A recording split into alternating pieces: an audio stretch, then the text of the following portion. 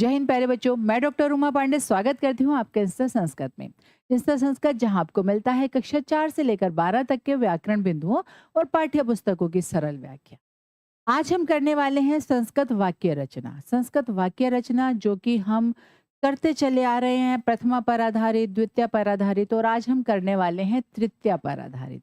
तृतीया मतलब जो तीसरी विभक्ति होती है उस पर आधारित आज हम वाक्य रचना करने वाले हैं। तो आइए जरा ध्यान से इनको करते हैं और इनको हम हिंदी से संस्कृत में परिवर्तित करते हैं, इनका अनुवाद करते हैं इन वाक्यों का। छात्र बस से जाता है तो क्या होगी संस्कृत? छात्रः वसयानेन गच्छति। छात्र बस से जाता है। छात्रः वसयानेन गच्छति।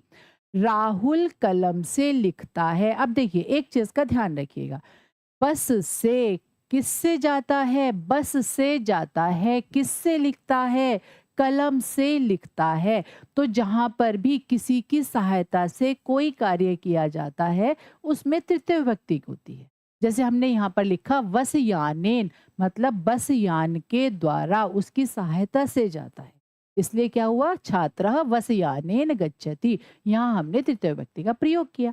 इसी तरह का दूसरा वाक्य है, राहुल कलम से लिखता है तो क्या हो जाएगा? राहुलः कलमेन लिखति। राहुल कलम से लिखता है, तृतीय विभक्ति का प्रयोग। ठीक है, ये हुआ हमारा। दोनों वाक्य हमें क्या बताते हैं? जिसकी सहायता से कोई कार्य किया जाता है। अब जो तीसरा वाक्य है उसको जरा ध्यान से और भी समझते हैं। क्या? राम मित्र के साथ पढ़ता है। मित्र के साथ, जिसके भी साथ कोई कार्य किया जाता है उसमें भी तृतीय विभक्ति का प्रयोग होता है।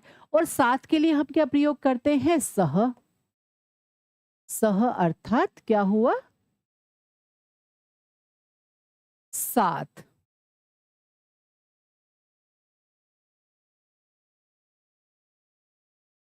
एक सह और भी होता है ना? इसका अर्थ क्या होता है? वह पुल्लिंग के लिए प्रयोग किया जाता है, लेकिन हम यहाँ किसकी बात कर रहे हैं? हम सह की बात कर रहे हैं, साथ की बात कर रहे हैं, है ना? तो किसके साथ पढ़ता है? मित्र के साथ पढ़ता है। तो किस में तृतीय विभक्ति का प्रयोग होगा? मित्र में तृतीय विभक्ति का प्रयोग होगा। क्या बनेगा वाक्य? रामः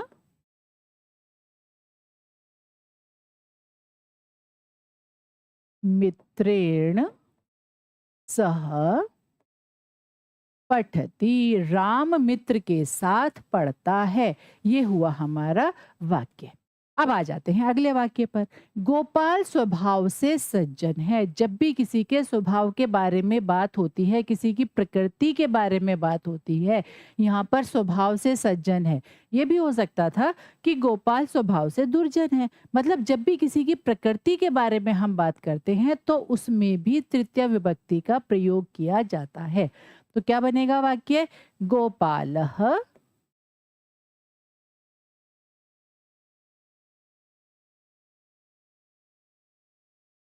स्वभावेन, तृतीय विभक्ति क्या है? सज्जन है। सज्जनः अस्ति। गोपालः स्वभावेन सज्जनः अस्ति। ये हुआ हमारा वाक्य। साधु कान से बहरा है। जब भी कहीं पर अंग में विकार होता है, किसी के भी अंग में विकार होता है, वहां पर जिस अंग में विकार होता है उसमें तृतीय विभक्ति का प्रयोग किया जाता है। जैसे साधु कान से बहरा है तो क्या होगी संस्कृत? इसकी संस्कृत हो जाएगी साधु कर्णेन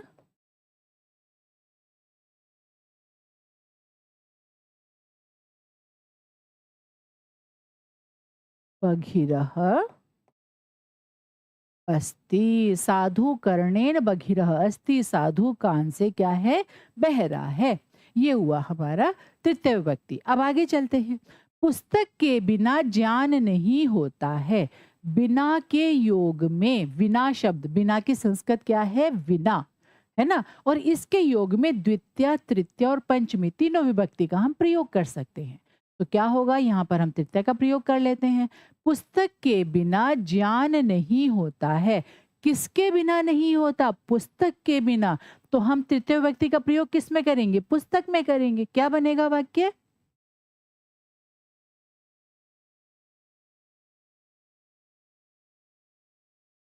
पुस्तकेन बिना ज्ञानम न भवति। पुस्तक के बिना ज्ञान नहीं होता है। और अब चलते हैं आगे, क्या है? मैं वायुयान से जाता हूँ। किससे जाता हूँ? वायुयान से जाता हूँ। किसके द्वारा जाता हूँ? वायुयान के द्वारा जाता हूँ। तो क्या हो जाएगा वाक्य? अहम वायुयानेन गच्छामि। मैं वायुयान से जाता हूँ।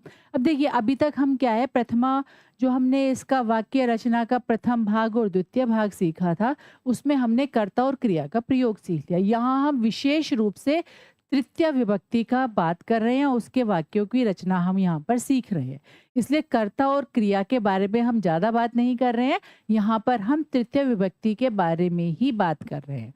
मैं वायुयान से जाता हूँ। अहम वायुयानेन, इसके द्वारा जाता हूँ। तो इसमें हमने क्या किया? तृतीय विभक्ति का प्रयोग किया। वह मित्र से प्रश्न पूछता है और हाथ से लिखता है। अब देखिए, यहाँ पर थोड़ा सा कुछ अंतर है, इसको भी जरा समझ लेते हैं। कई बार इस तरह के प्रश्न आते हैं और हम उसी फ्लो में बहते बहते बहते क्या कर जाते हैं? छोटी छोटी सी गलतियां कर जाते हैं। तो यहाँ पर क्या होगा? वह मित्र से प्रश्न पूछता है। ये जो पृच्छ धातु है ना, ये द्विकर्मक है। और यहाँ पर जब भी पृच्छ धातु का प्रयोग होगा तो यहाँ पर दो कर्म आएंगे। तो प्रश्न क्या, यहाँ पर इसका वाक्य क्या बनेगा? सह मित्रम प्रश्नम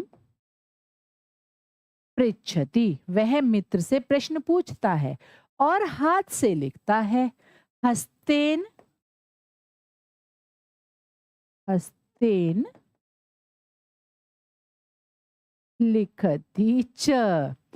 सह मित्रम प्रश्नम पृच्छति। वह मित्र से प्रश्न पूछता है। अब देखिए, यहाँ पर भले ही से आया हुआ है, लेकिन क्योंकि पृच्छ धातु द्विकर्मक है, इसलिए हम वाक्य क्या बनाएंगे?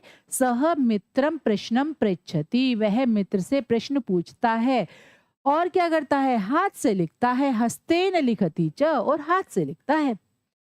हम सब फोन से बात करते हैं। हम सब क्या होगा? वयम। और फोन की क्या संस्कृत होती है? दूरभाष यंत्रम। दूरभाष यंत्रेण, क्योंकि हम सब हैं और यहाँ पर क्या होगा? तृतीय विभक्ति का प्रयोग होगा, फोन से। तो दूरभाष यंत्रेण क्या करते हैं? बात करते हैं। वार्ताम कुर्मः। हम सब दूरभाष यंत्र से बात करते हैं। वयम दूरभाष यंत्रेण वार्ताम कुर्मः। जो परिश्रम से कार्य करता है सफल होता है। अब देखिए, जो परिश्रम से कार्य करता है, से कार्य करता है, किससे कार्य करता है? परिश्रम से करता है। क्या होगा संस्कृत इसकी? क्या बनेगी? यह परिश्रमेण कार्यम करोति। क्या होता है? सफल होता है। सफलम भवति। यह परिश्रमेण कार्यम करोति सफलम भवति। वह सफल होता है जो परिश्रम से कार्य करता है। ठीक है, आइए एक बार फिर से पुनरावृत्ति कर लेते हैं। आज हमने क्या पढ़ा? आज हमने पढ़ा तृतीय विभक्ति पर आधारित वाक्यों को किस प्रकार हम संस्कृत भाषा में उनका अनुवाद कर सकते हैं। तृतीय विभक्ति के कुछ विशेष नियमों को पढ़ा, उसके हमने जो वाक्य थे उनका अभ्यास किया और कहीं-कहीं पर एक छोटे से भ्रम की भी उपस्थिति हो जाती है, स्थिति आ जाती है, तो जैसे ये था उसके बारे में भी जाना। आशा है आज की वीडियो आपको समझ में आई होगी। इसी तरह की सरल वीडियो के लिए जुड़े रहिए इंस्टा संस्कृत से। जय हिंद।